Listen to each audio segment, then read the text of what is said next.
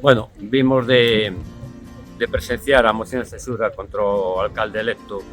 Amable, aquí en Manzaneda, unha moción esperpéntica,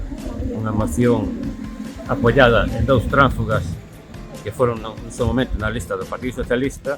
e unha moción avalada por o Partido Popular incumplindo o pacto de transfugismo entre as distintas forzas políticas. Chegamos ao esperpento de que algún concelleiro dos que firmaron a moción de censura non sabía nin o que tiña que votar.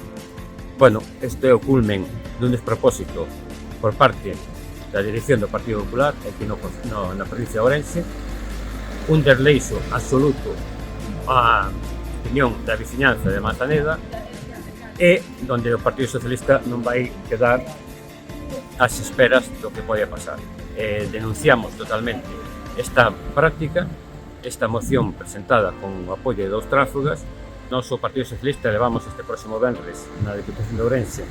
unha moción precisamente sobre o pacto antitransfugismo, unha moción onde poñemos en valor de que na propia Diputación de Ourense no ano 2021 todos os grupos políticos suscribimos un acordo